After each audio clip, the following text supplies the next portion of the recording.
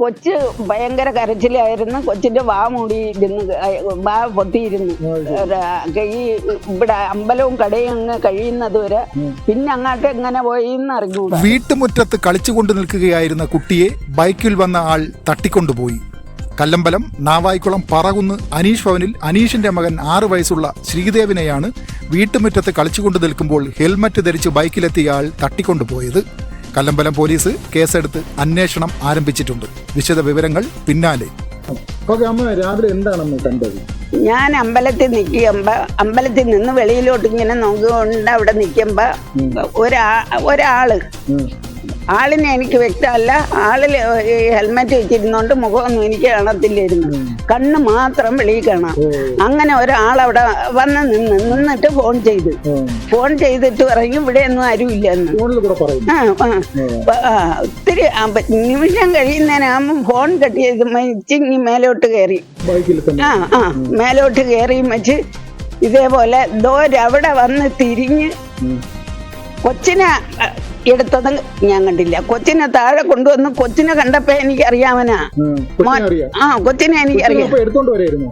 എടുത്ത് ഇവിടെ വെച്ച വണ്ടിയിൽ കയറ്റി ആ കൊച്ച വണ്ടിയുടെ ഫ്രണ്ടിലിരിക്കുന്ന യവൻ വണ്ടി പറത്തി എന്ന് വെച്ചാൽ അവന്റെ കൂടെ ഒരുത്തരം എത്തൂല്ലാത്ത രീതിക്ക് വണ്ടി പറത്തി അവൻ കൊണ്ടുപോയി.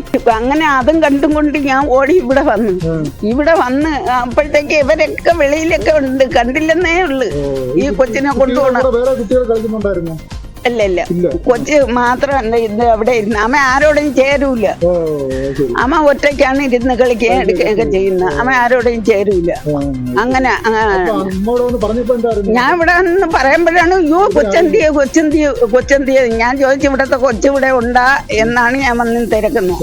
അപ്പൊ അപ്പോഴത്തേക്ക് ഇവിടെ അകത്തിരുന്നവര് ഇറങ്ങി ഇവിടെ നിന്നവരുന്ന ഇത് അപ്പുറത്തെ ആ കിണറ്റിന്റെ അടുത്തൊക്കെ ആളുണ്ടായിരുന്നു. ഈ ഇവിടത്തെ കൊച്ചുങ്ങൾ ഇതാണ്ട് ഇവിടെ ഇരിക്കണിയത്. ഈ പോയെന്ന് പറയുന്ന കൊച്ചിന്റെ ചേട്ടൻ ഉണ്ടായിരുന്നു. ഇതങ്ങ് കേട്ടത് ആ കുട്ടി നെഞ്ചത്തിരിച്ച് അതിന്റെ നിലവിളി എന്നാറ് എനിക്ക് തിരിച്ച് അമ്പലത്തിൽ എത്താൻ എനിക്ക് വയ്യായിരുന്നു. ഒരു കുടുംബത്തിൽ ഇങ്ങനെ ഒരു സംഭവം ഉണ്ടാവരുത്.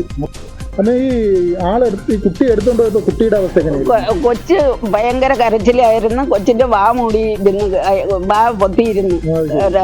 ഈ ഇവിടെ അമ്പലവും കടയും അങ്ങ് കഴിയുന്നത് വരെ പിന്നെ അങ്ങോട്ട് എങ്ങനെ പോയി അറിഞ്ഞൂടാ. അങ്ങനെയാണ് കരച്ചിലായിരുന്നു. ആരെങ്കിലും സംശയം ഉണ്ടോ? പരിചയമുള്ള ആളോ ആരെങ്കിലും അങ്ങനെ സംശയം ആരെങ്കിലും ഉണ്ടോ?